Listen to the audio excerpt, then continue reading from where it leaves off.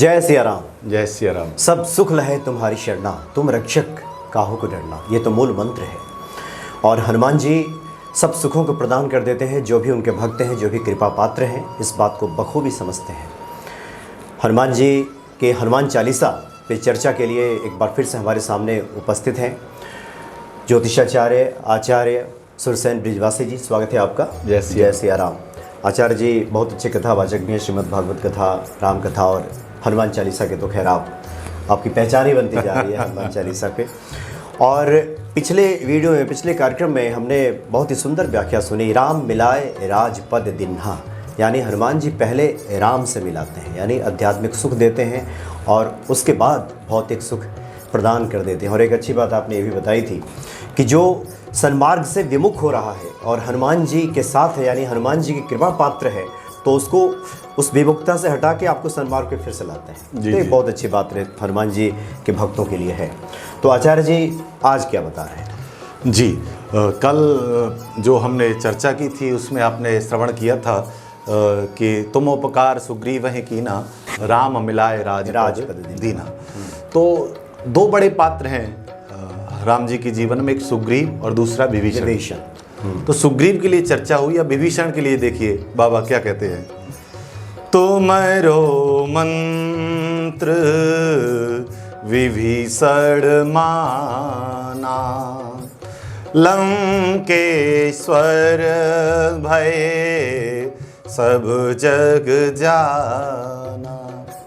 तो तुमरो मंत्र विभीषण माना। तो कौन सा मंत्र था ऐसा जिसको विभीषण ने माना?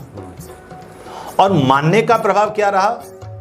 लंकेश्वर भय सब जगह जाना। अच्छा, विभीषण की स्थिति को देख करके कोई भी भविष्यवक्ता ये नहीं कह सकता था कि ये लंका का राजा होगा। सही बात है, क्योंकि कहीं से हाव भाव को स्थायी नहीं है। जिस व्यक्ति की दयनीय स्थिति इतनी खराब हो कि वह स्वेच्छानुसार रह भी नहीं सकता है, बोल भी नहीं सकता है, खा भी नहीं सकता है, वो राजा कैसे हो सकता है उसी राज्य का? तो ये कोई अनुमान नहीं लगा सकता। जैसे विभीषण नहीं कहते हैं कि मैं तो ऐसे रहता हूँ जैसे 32 दांतों के बीच में जीव है। जिम दसनन महु जीव बिचारी है। तो जैसे दांतों के बीच में जीव जिसका कोई वजूद नहीं है, जब चाहे दांत आक्रमण कर सकते हैं, अपना वर्चस्व दिखा सकते हैं कि हाँ हम हैं। तो ऐसा विभीषण राजा बन गया, लंकेश्वर कहलाए। तो ये मंत्र का प्रभाव है। और कौन सा मंत्र? सबसे बड़ा मंत्र हनुमत मंत्र है। हनुमान जी का मिलना ही एक बड़ा मंत्र है। कई बार क्या होता है कि आप किसी ऐसे लोग से मिलते हैं, किन्हीं ऐसे लोगों से मिलते हैं कि जिन्होंने कहा कुछ नहीं, लेकिन वो मिले और मिलने के बाद आपका जीवन परिवर्तन हो गया। उन्होंने आपको कोई गाइडलाइन नहीं दी, उन्होंने आपसे कुछ बोला नहीं, लेकिन आपने दर्शन किए, आप 10 मिनट उनकी साहगिर्दगी में रहे और आपका सब कुछ बदल गया।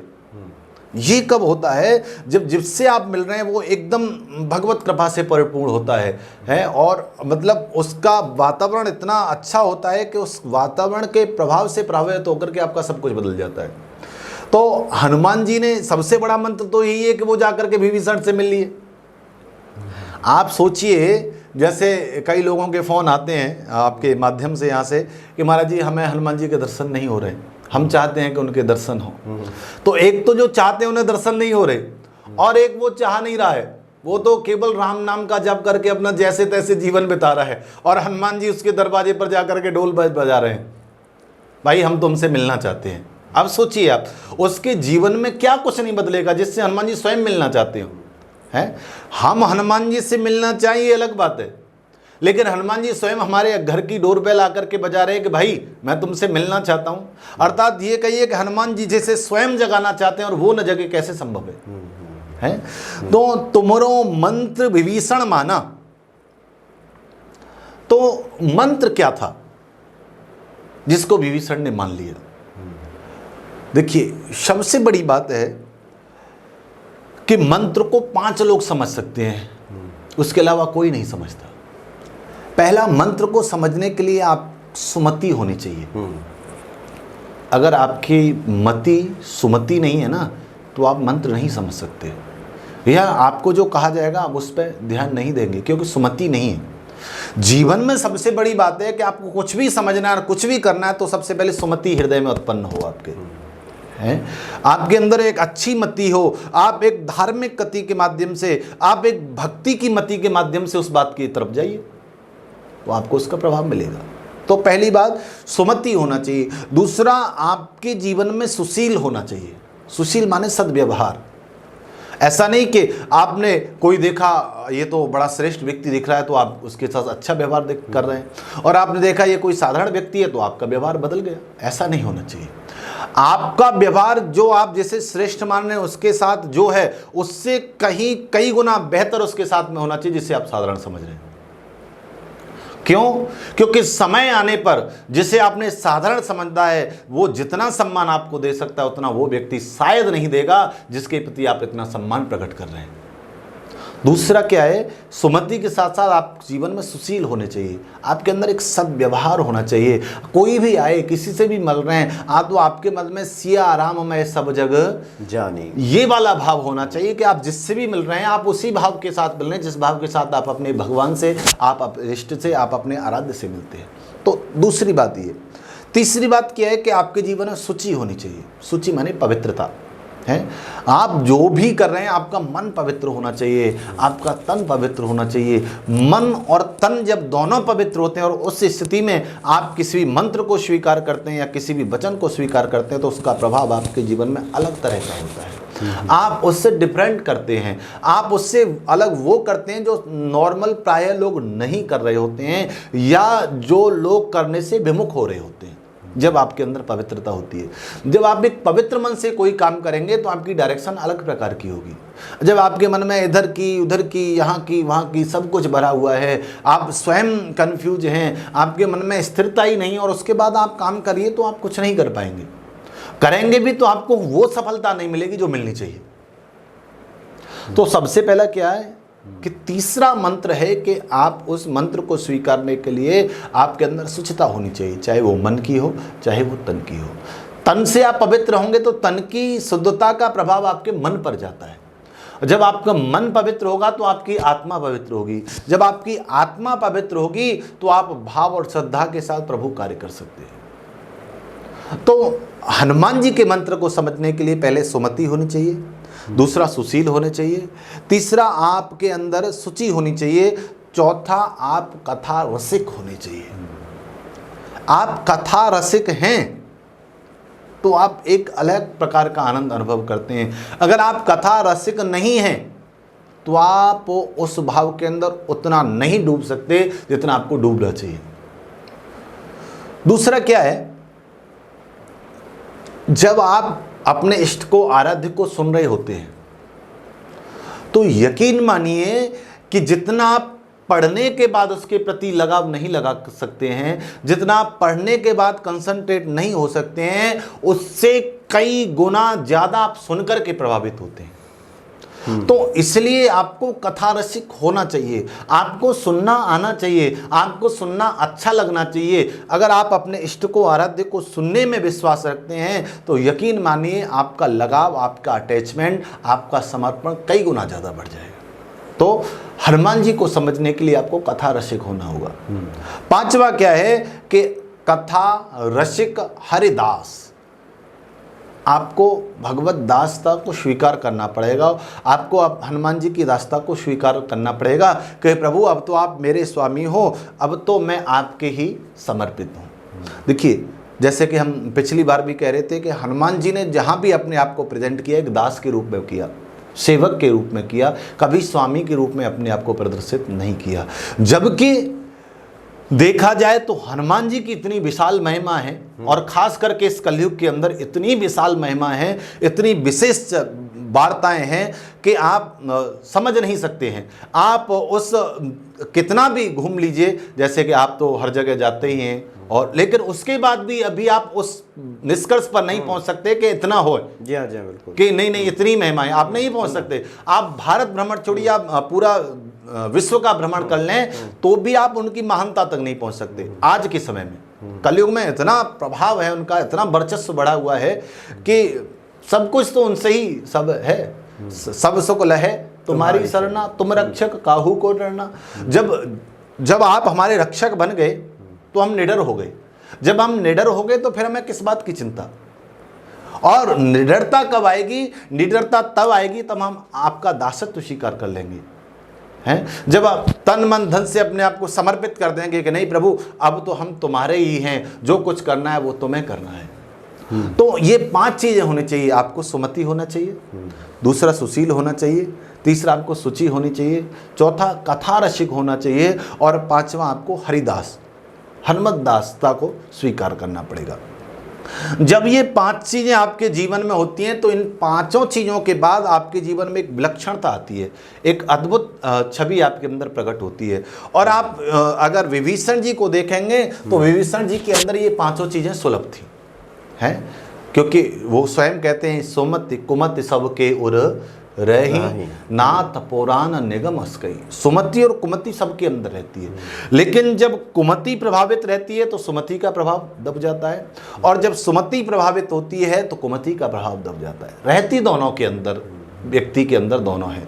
तो हनुमान जी से मिलने के लिए, उनके मंत्र को समझने के लिए आपको सबसे पहले सुमति होना पड़ेगा, सद्बुद्धि को स्वीकार करना पड़ेगा।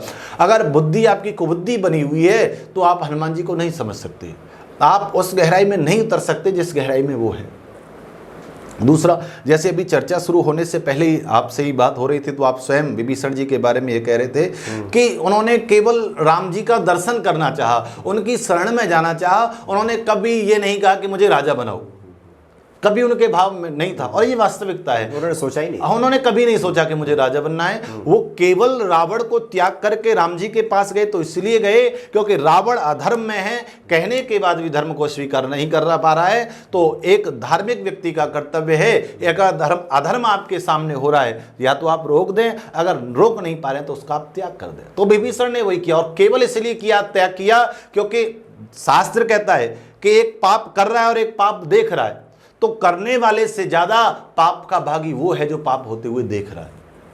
तो विभीषण ने कहा कि मुझे ये सब छोड़ना है, केवल इस भाव के साथ कि मुझे ईश्वर की शरण में जाना है, राम जी की शरण में जाना है। और जाकर के वो उनकी शरण में पहुंचे, और जाते ही राम जी ने लंकेश शब्द से संबोधित किया, आइए लंकेश, पधारिए लंकेश। तो ये देख करके विभीषण जी तो एकदम अचंभित हो गए, प्रभु आप यह क्या कह रहे हैं? लंका का राजा रावण है और मेरा तो कहीं कोई लेना ही देना नहीं है। लेकिन राम जी कहते हैं कि आपका कोई लेना देना नहीं है। जैसे आपने कहा कि जहाँ पर हमारा अस्तित्व खत्म हो जाता है, जहाँ पर हमारी सोच खत्म हो जाती है, वहाँ से प्रभु कृपा प्रारंभ होती है। और ये वास्तविकता है कि आप जीवन में हम कितना भी सोचते रहें, ये करेंगे वो करेंगे, ऐसा करेंगे वैसा करेंगे, कभी नहीं होता। लेकिन जब सब कुछ हम उनके ऊपर समर्पित कर देते हैं, सर्वधर्मान प्रतिज्य मामेकम शरणं गज अहम त्वा सर्वपापेभ्यो मोक्षयिष्यामि मा शुचः। भगवान गीता के 18वें अध्याय के 66वें श्लोक में कहते हैं कि सब कुछ त्याग करके तुम मेरी शरण में आ जाओ, उसके बाद क्या करना है ये मैं निश्चित करूंगा, तुम्हें कुछ नहीं करना है। मतलब ईश्वर का पाठ शुरू होता है। हाँ, वहां से प्रभु पाठ शुरू होता है, और वहां से वो शुरू होता है जिससे आप कभी सोच नहीं सकते हैं। वो कहते हैं कि आप केवल मेरी शरण में आइए, आपको उसके बाद कुछ नहीं करना, नथिंग, आप केवल यहां तक आइए। विभीषण केवल राम जी के दरवाजे तक गए, जब तक दरवाजे पर नहीं पहुंचे उन्होंने कभी लंकेश नहीं कहा। जब दरवाजे पर आ गए तो उन्होंने अपना कार्य शुरू कर दिया। तो कहने का भाव है कि जब हम ईश्वर की शरण में अपने आप को समर्पित कर देते हैं तो वहां से ईश्वर को क्या करना है वो शुरू हो जाता है। जैसे अभी हम और आप ही देखें, कोई व्यक्ति आकर के हमारे सिर पड़ जाए कि भैया मैं कुछ नहीं जानता, आप जो भी करना है आपको करना है, मेरा तो सब कुछ खत्म है, आप जैसा कहेंगे मैं वैसा करूंगा। जब आपको लग जाएगा कि हाँ कि भाई ये सच में मेरे प्रति समर्पित हो गया है, अब मुझे इसके बारे में सोचना है, तो फिर आप उस लेवल से सोचना शुरू करेंगे जो अपने लिए सोचते हैं। क्यों? क्योंकि आपको लगता है कि अब ये मेरा दायित्व है, ये मेरी जिम्मेदारी है। तो ठीक उसी तरह से जब हम अपने आप को प्रभु के समर्पित कर देते हैं तो वहां से प्रभु की क्रिया का पाठ शुरू होता है, वहां से प्रभु की लीला का पाठ शुरू होता है, वहां से हमारा अस्तित्व समाप्त होता है और प्रभु का अस्तित्व प्रारंभ होता है। तो सबसे पहली बात कि तुमरो मंत्र विभीषण माना। अच्छा देखो, मंत्र तो दिया था रावण को हनुमान जी ने। जिस समय रावण के सामने हनुमान जी को लाया गया और रावण ने कहा कि भाई तुम कौन हो, तो गमदासो हम कौशलेंद्रस्य, मैं कौशलेंद्र राम जी का दास हूँ। वहाँ पर भी दास कहा है, दास के अलावा कुछ नहीं कहा है। तो उन्होंने उस रावण से कहा कि सुनो, मैं तुम्हें एक मंत्र देता हूं, उसको आप जपिए। क्या? कि राम चरण पंकज उरधरहु, लंका अचल राज तुम करहु। है, अरे रावण तुम लंका का राज करिए, हमें कोई परेशानी नहीं है, लेकिन हम इतना चाहते हैं कि आप लंका का राज करने से पहले राम जी के चरणों को अपने चित्त में, अपने हृदय में स्थापित कर लीजिए, बस। और अचल राज कीजिए। हाँ, अचल राज कीजिए, मतलब उसमें फिर आपको कोई डिगा नहीं सकता, उसमें व्यवधान नहीं, व्यवधान नहीं, निष्कंटक होकर के राज्य करिए, आपको कोई कुछ नहीं कहेगा, इस बात की गारंटी हनुमान देता है। लेकिन कब? जब राम कमल पंकज उरधरहु, है, क्योंकि जब तक आप राम चरणों को हृदय में धारण नहीं करेंगे तब तक आप अचल राज्य के अधिकारी नहीं हो सकते हैं। आपको निष्कंटक राज्य करना है, आपको अटल राज्य करना है, आपको यह सब कुछ करना है, तो पहले आपको रामचरण को हृदय में धारण करना होगा। लेकिन रावण की तो समझ में नहीं आई, लेकिन विभीषण की समझ में आ गई है। उन्होंने क्या किया? ठीक है महाराज, अब मैं यही काम करूंगा, जो आपने मंत्र इस रावण को दिया है, ये माने ना माने, लेकिन मैं मानूंगा। और उसका प्रभाव देखिए, जैसे ही रामचरण कमलों को हृदय में धारण करके राम जी के पास में गए, और उसी समय लंका अचल राज तुम करहूं वाली बात सिद्ध हो गई। विभीषण ने निष्कंटक राज्य किया, कोई व्यवधान किसी भी प्रकार का नहीं रहा। तो डिपेंड करता है कि आप किस बात को कहां से ले रहे हैं। तो हनुमान जी ने जब उसको देखा, विभीषण को, तो विभीषण ने राम जी से, हनुमान जी से कहा था कि प्रभु क्या राम जी हमें स्वीकार करेंगे जी? है, क्या इस दास को भी कभी वो अपनी शरण में लेंगे क्या? है, मुझे नहीं लगता, क्योंकि मैं राक्षस कुल में पैदा हुआ हूँ, मेरी कोई जाति नहीं है, और अधर्मियों के बीच में मैं रहता हूँ, मेरा कोई अपना वर्चस्व नहीं है, कोई वजूद नहीं है, लेकिन क्या उसके बाद भी वो मुझे स्वीकार करेंगे? तो कहीं हल्की सी कहीं ना कहीं एक शंका थी, क्योंकि मैं गया और जाने के बाद उन्होंने स्वीकार नहीं किया, क्योंकि माहौल इस समय ऐसा है। और इस समय युद्ध की नीति कहती है कि अगर शत्रु के दल का कोई भी सदस्य आ रहा है तो उसे शत्रु की दृष्टि से देखा जाए, और इसमें तो मैं भाई हूं, और भाई को शत्रु की दृष्टि से न देखा जाए असंभव है। युद्ध की रणनीति नहीं कहती है कि आप शत्रु के भाई को शत्रु की दृष्टि से न देखें। तो ये कहीं ना कहीं शंका थी कि ऐसे माहौल में अगर मैं उनकी शरण में जाता हूं तो क्या मुझे वो स्वीकार करेंगे?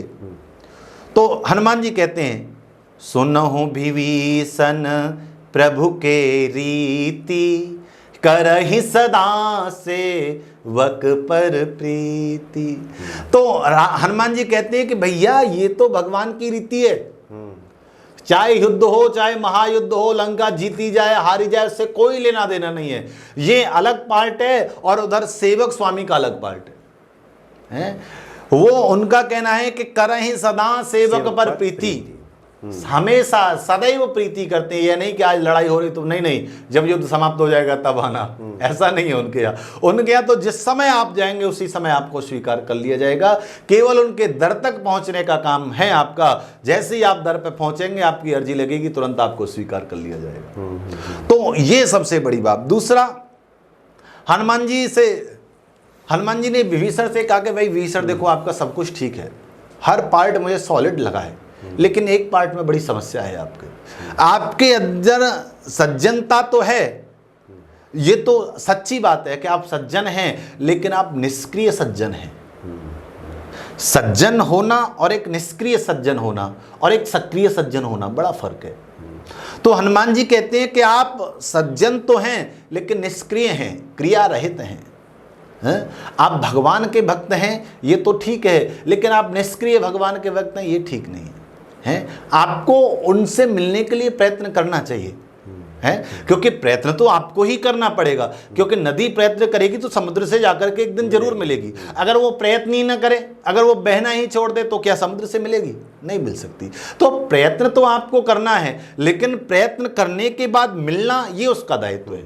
आप प्रयत्न करिए। तो हनुमान जी कहते हैं कि आप अभी निष्क्रिय हैं, आप सज्जन हैं, इसमें कोई बात नहीं। आप कुलीन हैं, क्योंकि उत्तम पुलत्स्य कर नाती है, आप पुलत्स्य और विश्रवा जैसे श्रेष्ठ कुल से आते हैं, और आप उनके पुत्र पौत्र हैं, तो आप कुलीन हैं, इसमें कोई बात नहीं है, लेकिन आप निष्क्रिय हैं। विभीषण कहता है मैं निष्क्रिय कैसे हूं महाराज? बोले निष्क्रिय ऐसे हैं कि अभी तक तुमने कोई कार्य नहीं किया। अभी तक तुमने सीता की खोज के लिए क्या कार्य किया मुझे बताइए। आपके यहाँ सीता इतने समय से हैं और आप राम के उपासक हैं, तो क्या आपका दायित्व तो नहीं बनता कि आप राम को जाकर के इस बात के बारे में बताएं? क्या आप अपनी सक्रियता को बढ़ाएं? ये आपको नहीं सोचना चाहिए? ये आपको नहीं समझना चाहिए? तो आप एक निष्क्रिय हैं, और जिस समय आप सक्रिय हो जाएंगे तो आप प्रभु के पास पहुंच जाएंगे। तो ठीक उसी प्रकार से कई बार हम लोग क्या देखते हैं कि हमारे जीवन में भी निष्क्रियता बनी रहती है। हम चाहते हैं कर्म रहित होकर के हो जाए, लेकिन जबकि जीवन में कभी ऐसा नहीं होता। आप हर समय कर्म करते हैं, आपका मन हर समय कार्य करता है, लेकिन आप प्रभु को छोड़कर के संसार की ओर लग जाते हैं। फर्क इतना है। लेकिन जब आप प्रभु को याद करते हुए, जब आप प्रभुमय होकर के, जब आप भगवतमय होकर के कोई क्रिया करते हैं, तो आपकी जो सज्जनता है वो सक्रिय सज्जनता में परिवर्तित हो जाती है। जब आप कोई कार्य कर रहे होते हैं, उसमें आप प्रभु नाम का सहारा लेकर के कार्य करते हैं, तो आपकी जो निष्क्रियता है वो सक्रियता में परिवर्तित हो जाती है। तो हनुमान जी कहते हैं कि अभी तक आप निष्क्रिय भगवत भक्त हैं, आप सक्रिय भगवत भक्त बनिए। हैं अगर देखिए निष्क्रियता बनी तभी तो आज की डेट में इतना समय राम मंदिर को बनने में लगा। ऐसा नहीं है कि हम सनातन धर्मी राम को नहीं मानते हैं या राम के उपासक नहीं हैं। उपासक हैं, मानते हैं, लेकिन सक्रिय नहीं है, निष्क्रिय हैं। हाँ ठीक है, बन जाएगा, हो जाएगा जब। और दूसरी बात, आप ज्यादा किसी से कही दो, नहीं नहीं ये तो प्रभु इच्छा जब होगी तब जब होगी तो बन जाएगा। हाँ, जब प्रभु इच्छा होगी तो बन जाएगा, जब प्रभु इच्छा होगी तो हो जाएगा। क्या वो अपना मंदिर नहीं बना सकते हैं?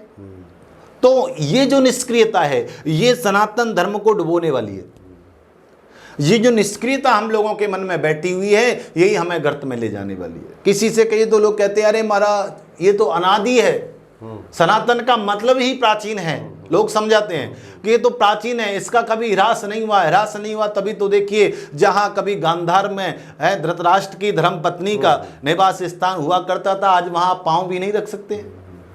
ये उसी निष्क्रियता का प्रभाव है, तालिबान का वर्चस्व। हाँ, तालिबान का वर्चस्व है आज के समय में। तो कहने का भाव है कि सनातन धर्म की जितनी विस्तृति थी, आज आप देखिए हम कितना सिमट करके रह गए। ये केवल और केवल सज्जन हैं हम, इसमें नो डाउट, लेकिन निष्क्रिय सज्जन हैं। हम सक्रिय नहीं हुए, और जिस दिन सक्रिय हम हो जाएंगे उस दिन सब कुछ होने लगेगा। है आज हम निष्क्रिय बने हुए इसलिए कि जो आदमी अपने आप को कहता है कि हम तो माइनॉरिटी में हैं और वो अपना वर्चस्व दिखाने लग जाता है। हमारी सज्जनता का ही तो प्रतिफल है ये। हम निष्क्रिय हैं तभी तो ये है कि नहीं तो एक बहुमत वाले लोग हैं, उन्हें लोग समझने को तैयार नहीं है, उनकी कोई सुनने को तैयार नहीं है। हमारी निष्क्रियता का प्रतिफल है। तो कहने का भाव है कि हनुमान जी कहते हैं कि आप सक्रिय बनिए, क्योंकि जब तक आप सक्रिय नहीं होंगे तब तक कुछ नहीं होगा। तो विभीषण ने कहा सक्रियता में मैं क्या करूं? हनुमान जी ने कहा मैं तुम्हारे पास आया हूं, पता है किस लिए आया हूं? मैं तुम्हें आकर के जगाया है, किस लिए जगाया है? क्या मैं हनुमान जी स्वयं सीता की खोज नहीं कर सकता हूं? जो लंका को, जो 100 योजन समुद्र पार करके लंका में आ सकता है, क्या वो सीता को नहीं खोज सकता? लंका में कहाँ है? खोज सकता है। लेकिन मैं तुम्हें जगाने आया हूं कि तुम्हारा भी कोई काम है, तुम भी अपना काम करो ना। जब मैं वहां से यहां रामकाज के लिए आ सकता हूं तो तुम भी रामकाज में सहायक बनिए। मैं इसलिए तुम्हें जगाने आया हूं, तुम सोए हुए हो। हम सनातनी आज के समय में सोए हुए हैं, हमको जगाना बहुत आवश्यक है। हनुमान जी की तरह याद दिलाना बहुत आवश्यक है कि तुम ही वो हो जो सब कुछ कर सकते हो। तो हनुमान जी ने कहा कि आप सक्रिय बनिए। तो कैसे सक्रिय बनूं? कि सीता की खोज कराइए। तो ध्यान आया विभीषण को कि हाँ महाराज ये बिल्कुल सही बात है, और मैं आपको सीता के बारे में जरूर बताऊंगा, शांति के बारे में जरूर बताऊंगा, भक्ति के बारे में जरूर बताऊंगा। विभीषण भी एक जीव है, उसे पता तो है सीता कहाँ है, लेकिन सीता तक पहुंच नहीं पा रहा है। चाहे उसे रावण काम बीच में कहिए, क्रोध बीच में कहिए, माया बीच में कहिए, भय बीच में कहिए, कुछ भी कहिए, लेकिन भक्ति का पता होने के बाद भी जीव भक्ति पर पहुंच नहीं पा रहा है। मार्ग पता है लेकिन पहुंच नहीं पा रहा है। तो विभीषण कहता है कि महाराज सक्रियता में इस समय इतनी कर सकता हूं कि मैं आपको मार्ग बता सकता हूं कि सीता जी कैसे मिलेंगी और कहां मिलेंगी। सीता है कहां ये मुझे पता है, तो मैं आपको वो स्थान बता देता हूं। तो सबसे पहले जो सक्रिय कार्य विभीषण ने किया वह यह किया कि हनुमान जी को सीता जी कहां ही है बताया, पता बता दिया। हाँ, पता बता दिया। तो सक्रियता का प्रारंभ भले ही छोटे स्तर से हो, लेकिन प्रारंभ होना चाहिए। जब आप प्रारंभ ही नहीं करेंगे कोई कार्य तो फिर उसका अंत नहीं होगा, आप लक्ष्य तक नहीं पहुंचेंगे। प्रारंभ बड़े ही आपका छोटा स्टेप से हो, बेबी स्टेप से हो, कोई बात नहीं, लेकिन होना चाहिए। तो सीता के बारे में बताना यह बड़ी बात नहीं थी और हनुमान जी को इसकी आवश्यकता नहीं थी कि वो बताएं। जो व्यक्ति मंदिर मंदिर प्रतिकर जोधा देखे चहत अगणित जोधा, जो हर घर में जा सकता हो, जो घर घर में खोज कर सकता हो, क्या वो नगर के बाहर नहीं खोजेगा? अगला लक्ष्य तो वही था कि नगर में नहीं तो नगर के बाहर खोजा जाए। लेकिन हनुमान जी कहते हैं कि मैं तो यह काम कर दूंगा, लेकिन विभीषण जैसे जो लोग हैं जो निष्क्रिय भूमिका इस समय अदा कर रहे हैं, उनको सक्रिय करना है और उनको सज्जनता को प्रकट करना है, उनको राम काज में मुझे लगाना है। तो इसलिए हनुमान जी ने जाकर के विभीषण से यह संवाद किया और वो उस बात को मान गए। किस बात को? कि मुझे सक्रिय होना है। ये मंत्र दिया उन्होंने, सबसे बड़ा मंत्र जो दिया हनुमान जी ने कि तुमरो मंत्र विभीषण माना। कौन सा मंत्र माना? कि वो सक्रिय हो गए हैं। जो अभी निष्क्रिय थे, जो कह रहे थे नहीं नहीं सब होगा, अपने आप होगा, राम जी आएंगे मुझे स्वयं ले जाएंगे अपनी शरण में, बोल नहीं नहीं ऐसा नहीं होगा, आपको वहां तक पहुंचना होगा, एक्टिव हो गए, एक्टिव होना होगा, आपको सक्रिय होना पड़ेगा। तो हनुमान जी के आने के बाद सबसे बड़ा जो मंत्र रहा और मंत्र का प्रभाव रहा कि विभीषण एक्टिव हो गए। और उसके बाद उन्होंने सीता के बारे में बताया कि आपको सीता यहां मिलेगी, पहली बात। दूसरी बात, जिस समय हनुमान जी वापस लंका में रावण के सामने लाए गए तो वो वहां पर भी एक्टिव हो गए। जिस समय रावण कह रहा है कि ये तो इसको मार डालिए, काट डालिए इसको, बंदर को, इस दूत को, तो उस समय सक्रिय हो गए विभीषण जी। और सक्रियता यह रही कि तुरंत भाई से आकर के कहते हैं कि भाई ये राम दूत है और दूत को मारा नहीं जाता है? अंग भंग कर पठिय बंदर। हाँ, तो अंग भंग आप भले ही कर दें लेकिन आप मार नहीं सकते। ये दूसरी सक्रियता है। अगर ये सक्रियता नहीं होती तो क्या पता रावण का कुछ और हो गया होता वहां। तो वो कहने का भाव एक वहां पर सक्रियता एक जगाया केवल एक बार है। और लेकिन बात यह भी आती है कि जगाने वाला ऐसा होना चाहिए कि आपको एक बार जगा जाए और जीवन पर्यंत आप जगे रहें। जगाने वाला भी ऐसा होना चाहिए कि आपको एक बार वो मंत्र दिया कि आप उस मंत्र को इस तरह से फॉलो किया कि आप आगे बढ़ते गए। तो दूसरी बात यह है कि हनुमान जी उतने प्रभावित रहे कि विभीषण इतने एक्टिव हो गए कि उस समय आकर के उन्होंने हनुमान जी के बारे में भी सक्रियता प्रकट की, एक्टिव हुए और हनुमान जी को बताया। तीसरी बार जब उन्होंने रावण को समझाया, रावण नहीं समझा, तो सबसे बड़ा उन्होंने निर्णय यह लिया, सक्रियता यह दिखाई, तो उन्होंने रावण को त्याग दिया।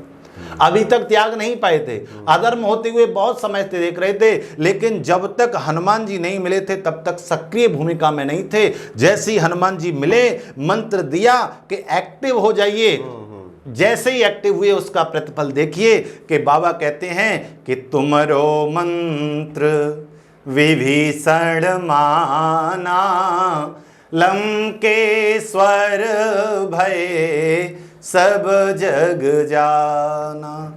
तो उस सक्रियता का प्रभाव देखिए कि हनुमान जी की कृपा के प्रभाव से जैसे ही सक्रिय हुए और राम की शरण में पहुंचे, और राम की शरण में पहुंचते ही लंकेश कहलाए हैं, लंका के अधिपति हो गए और निरंतर जब तक रहे लंका के ऊपर राज्य किया। ये केवल एक हनुमान के मंत्र का प्रभाव था और हनुमान का मंत्र यही था कि आप अपने जीवन में सक्रिय होइए, एक्टिव भूमिका अदा करिए, तो आप निश्चय ही अपने कार्यों में सफलता प्राप्त कर सकते हैं। जय सिया राम। जी आचार्य जी, बहुत ही सुंदर व्याख्या आपने की कि व्यक्ति एक्टिव हो जाए, सक्रिय हो जाए, सन्मार्ग पे पहला कदम तो बढ़ाए। हाँ, और शरणागति के बाद तो फिर ईश्वर का रोल शुरू हो जाएगा। बिल्कुल। उनकी भूमिका शुरुआत वहाँ से हो जाएगी। तो हनुमान चालीसा में एक बहुत बड़ा संदेश भी एक तरह से छिपा है आचार्य जी, कि जो भी सज्जन हैं, सन्मार्ग पे चलने वाले लोग हैं, उनकी सक्रिय सज्जनता की आवश्यकता है। बिल्कुल। और तभी आप सन्मार्ग पे आगे बढ़ करके ईश्वर के भी करीब होंगे और अपने देश, राष्ट्र, समाज के लिए भी